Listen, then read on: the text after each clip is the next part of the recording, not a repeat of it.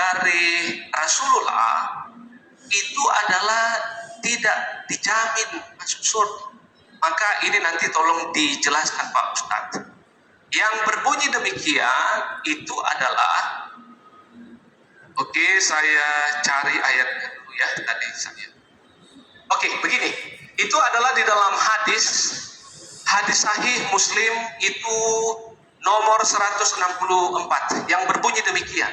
Hai Fatimah binti Muhammad, aku tidak kuasa apa untuk membelamu sekalian di hadapan Allah kelak. Karena itu kecuali sedikit harta yang kami miliki, mintalah kepada jika kamu membutuhkan. Bapak Ibu dan teman-teman semua, ini adalah yang pertama. Yang kedua itu adalah di dalam hadis 163 yang berbunyi demikian. Hai Fatimah, selamatkanlah dirimu dari api neraka. Sesungguhnya aku tidak memiliki kuasa apa-apa untuk membelamu di hadapan Allah kelak, kecuali hubungan keluarga yang hanya kupenuhi sebaik-baiknya di dunia ini saja. Oke, terima kasih. Itu adalah jelas tadi apa yang sudah. Mudah-mudahan. Baik, tepuk tangan, thank you.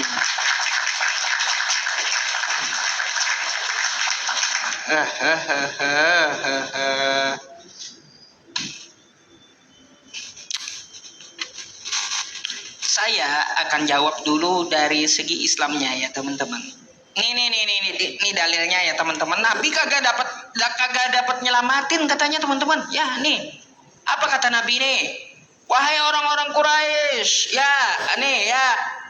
Selamatkanlah diri kalian. Sesungguhnya aku tidak dapat menolong kalian sedikit pun dari Allah. Wahai Bani Abdi Manaf, sesungguhnya aku tidak dapat menolong kalian sedikit pun dari Allah. Wahai Abbas bin Abdul Muthalib, sesungguhnya aku tidak dapat menolongmu sedikit pun dari Allah. Wahai Safiyah bibi Rasulullah, ya, semuanya sampai Fatimah kagak dapat ditolong semuanya katanya. Baik, keluarga Nabi saja Nabi tidak dapat menolong. Gara-gara apa Nabi tidak dapat menolong? Kalau keluarganya bikin dosa, Nabi kagak dapat membelanya di hadapan Allah ya. Kalau ada keluarganya bikin dosa, Nabi tidak membenarkan dosa itu di hadapan Allah, dia tidak dapat membela dosa itu. Ya, contoh ada umatnya yang berzina, ya, Nabi tidak membenarkan berzina itu di hadapan Allah. Enggak dapat Nabi membela ya dosa orang tersebut ya. Begitu pula dengan anaknya, begitu pula dengan keluarganya. Kalau keluarganya contoh Abu Lahab, ya, Abu Lahab dia musyrik. Oh, Nabi Muhammad tidak dapat membela Abu Lahab di hadapan Allah ya karena kemusyrikannya ya. Gitu maksudnya. Siapa juga yang membenarkan dosa? Nabi saja tidak dapat membela dosa keluarganya di hadapan Allah gitu. Ya, maka dari itu tobat kagak ada ditebus, kagak ada bertumpu dengan Nabi, kagak ada. Ya, terus berkaitan tentang masalah yang Anda masalahkan, masuk surga bukan karena amal, tapi atas pemberian karunia Allah. Ya sama di dalam Islam seperti itu juga. Saya pernah menganalogikan dengan Pak Pendeta Kristian apologetik tentang masalah itu. Bang Eman, kita di dunia ini kalau kita bekerja keras, ya, bekerja keras kita akan banyak dapat uang. Dengan uang itu kita bisa menyewa kamar hotel.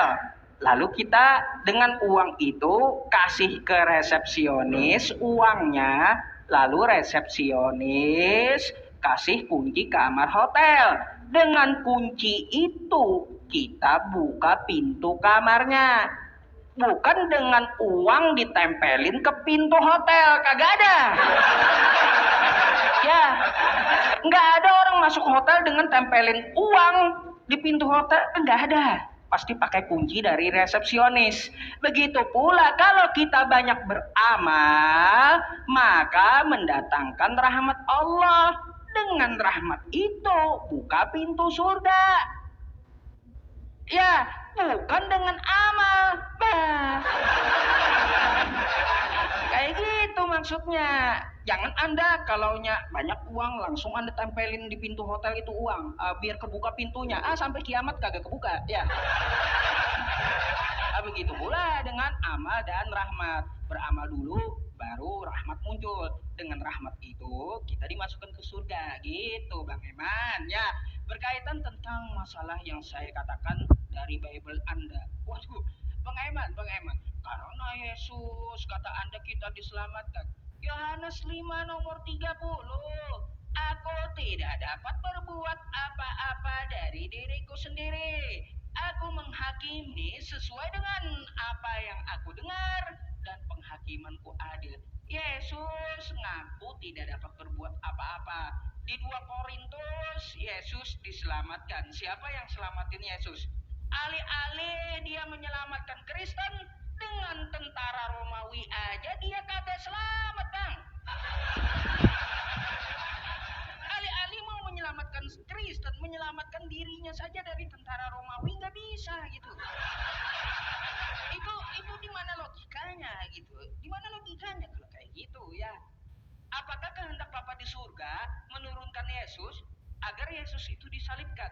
Saya mau bertanya dong, demi keselamatan di Kristen, adakah secara tekstual di kitab Anda Bapa yang di sorga menginginkan Yesus itu disalibkan?